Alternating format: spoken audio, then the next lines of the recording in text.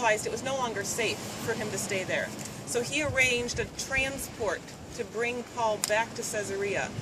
He arranged 200 soldiers, 70 horsemen, and 200 additional men with spears to transport him here to Caesarea.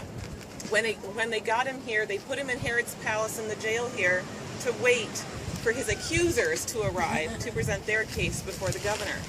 When they got here, it was the high priest, some of the elders, and a lawyer. They came to speak with Felix, who was the governor here, and they presented their case before him. They said, the lawyer stood up and said, "This man Paul is like a disease to the Jewish people.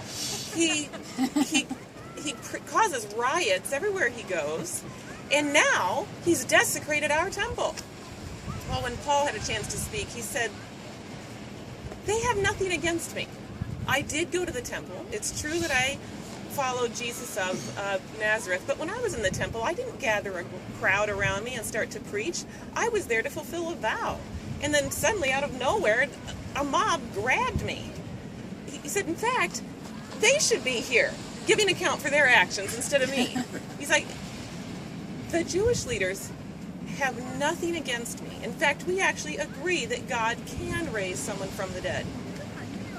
Well, Felix listened to both sides, but he did not settle this case. He was really interested in keeping Paul in jail because he figured maybe Paul would offer him a bribe to let him out of jail. But he was nice to Paul. He arranged that he could have visitors. His friends could come and bring him food and visit with him and have fellowship with him. In fact, Felix himself and his wife visited Paul on several occasions to talk about faith in Christ. On one occasion, when Paul was talking about the judgment to come, Felix started to tremble, and he said, "I'm not ready to make a decision about this. I'll decide this at a more convenient time." Well, 2 years went by. He kept him in jail here for 2 years, and then Felix was replaced as governor by Festus. Now, Festus had spent some time in Jerusalem getting to know the Jewish leaders, and he really wanted to make them happy. So when he got here to Caesarea, he talked to Paul and asked him if he would be willing to go back to Jerusalem to stand trial there. And Paul said, "Absolutely not. I am a Roman citizen. I have a right to a fair trial, and if you send me there, they'll kill me. I'm willing to die if I've done anything wrong, but you know that I'm innocent of these charges. In fact, if you're about to send me to Jerusalem, I appeal to Caesar." So Festus said, "If you've appealed to Caesar, then that's where you'll go." The next day, King Agrippa arrived here to pay his respects to the new governor.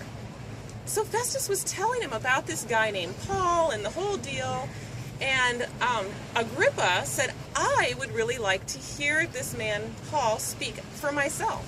And Festus said, "You shall tomorrow." So he arranged to have everybody who was anybody come together and hear Paul. I'm guessing they probably met in the theater over there. I mean, there's good seating, good acoustics, so they all gathered there. King Agrippa's there, the governor's there, the king's sister was with him. And of course, like I said, everybody who was anybody. When they came in, Paul sees King Agrippa and he says, "I am so glad that I get to speak to you today because I know that you are an expert in Jewish customs." He said, "I know the Jewish leaders and they know me. In fact, they've known me since I was a child. I was a Pharisee. I was very strict regarding the law. In fact, I personally persecuted followers of Jesus the Nazarene. I was on one such mission on my way to Damascus. And while I was traveling on the road, a light from heaven shone down and a voice said, 'Saul, why are you persecuting me?' And I said, 'Who are you, Lord?' And he said, 'I am Jesus, whom you're persecuting.' He said, 'Get up, go into Damascus. I am calling you to be my servant.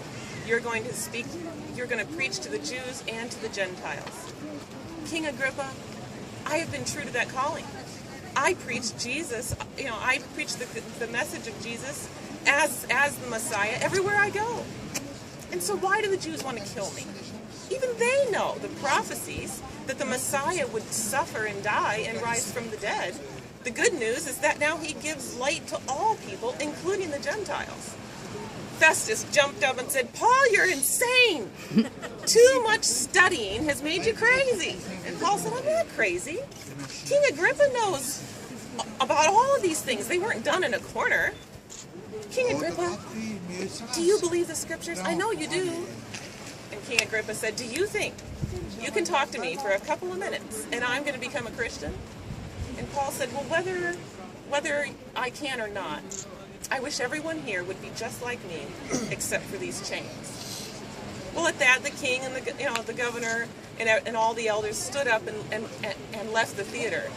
And as they were going out, King Agrippa said to Festus, this man doesn't even deserve to be in jail. In fact, we could set him free if he hadn't appealed to Caesar.